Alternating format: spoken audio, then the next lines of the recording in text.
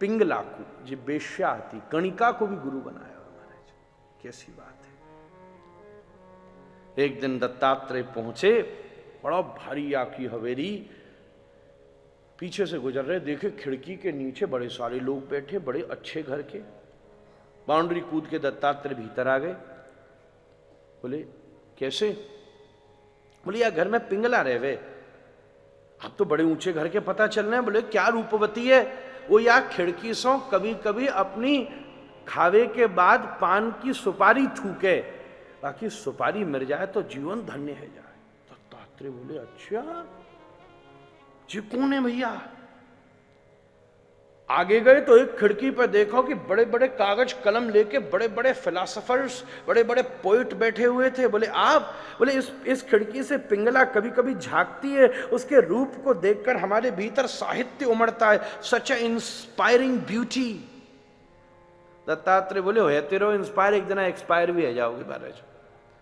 तीसरी थोड़ा आगे बढ़े तो कोने में तीसरी खिड़की, बड़े बड़े कैनवास लगा के पेंटर्स बैठे थे। बोले आप? बोले इस खिड़की से पिंगला अपनी मुद्राओं को प्रदर्शित करती है, हम उसकी विभिन्न मुद्राओं की चित्र भंगिमाओं की रचना करते हैं। घूमते दत्तात्रेय मुख्य द्वार पर पहुंचे, एक लंबी लाइन लग रही थी। बोले काय बात की लाइन है? धक्का देते आगे पहुंचे तो देखा वहां में आगे एक नगाड़ा रखा था। बोले इस नगाड़े पे एक चोट करने की कीमत है 10,000 स्वर्ण मुद्राएं। बोले उससे होता क्या है? बोले एक बार पिंगला सामने वाले गलियारे से हंसती हुई निकस जाती है, वह एक बार ऊपर से नीचे तक देखवे की कीमत है 10,000 स्वर्ण मुद्राएं। अच्छा।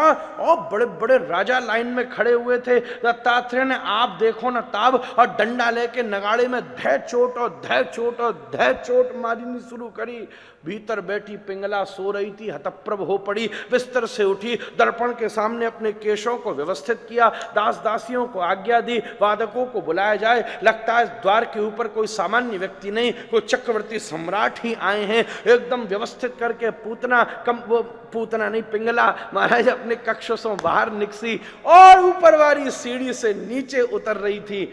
वही समय वाने देखो वाको उत्साह समाप्त है गो।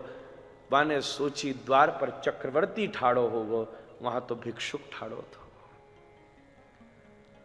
देखते ऊपर सो नीचे तक, वाह तुम्हारी क्या कहनी है ब्रह्मा जी?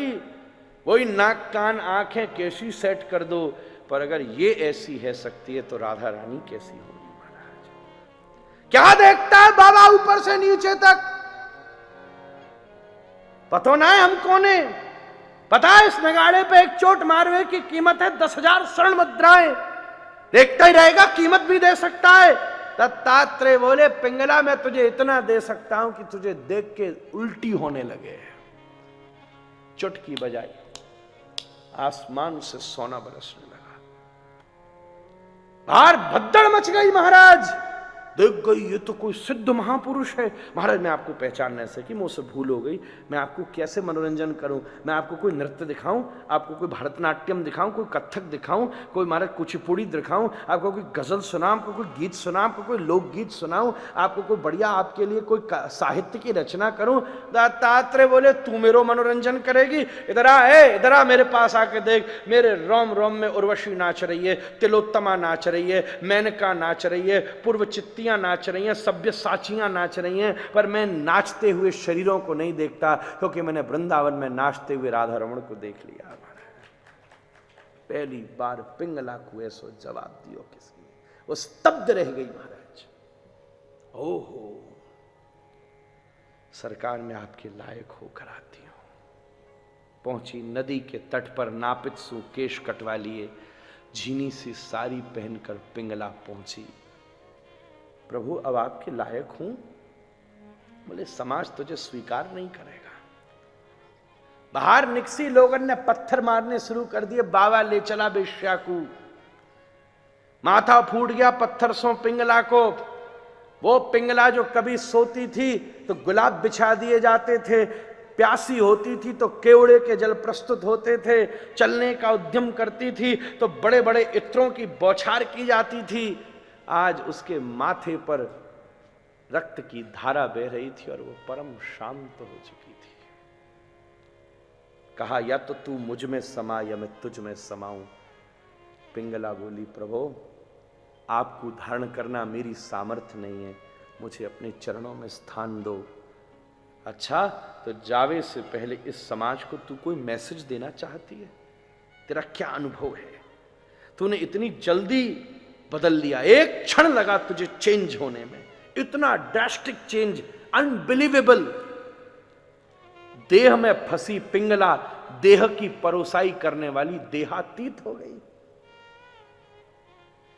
तू ऐसी बदल गई, बता तो सही,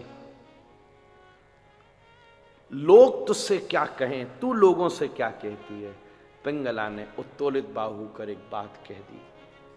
मेरे पिताजी कहते थे इस बात को तो इंडिया गेट के ऊपर लिखवा देना चाहिए।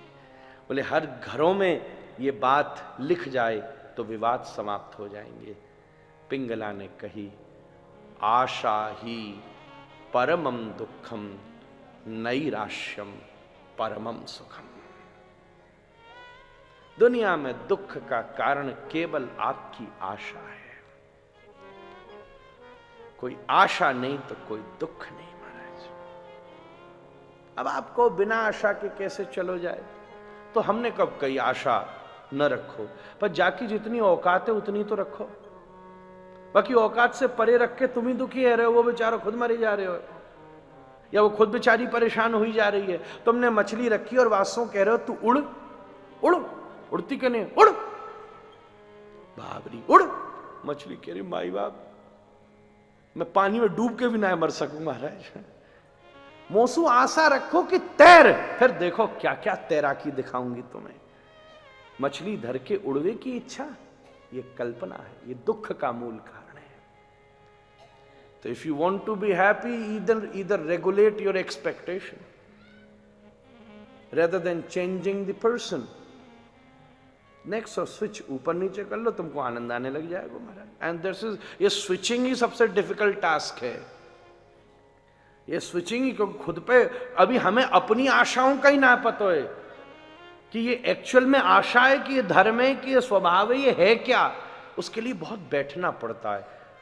जितना पेशेंस हमारे भीतर शीशे के सामने श्रृंगार करने में, जितना पेशेंस हमें एक बढ़िया कोट, एक बढ़िया जीन, एक बढ़िया धोती पहनने में, कभी कभी उतना धैर्य कभी अपने मन और बुद्धि के लिए भी हमें रखना चाहिए।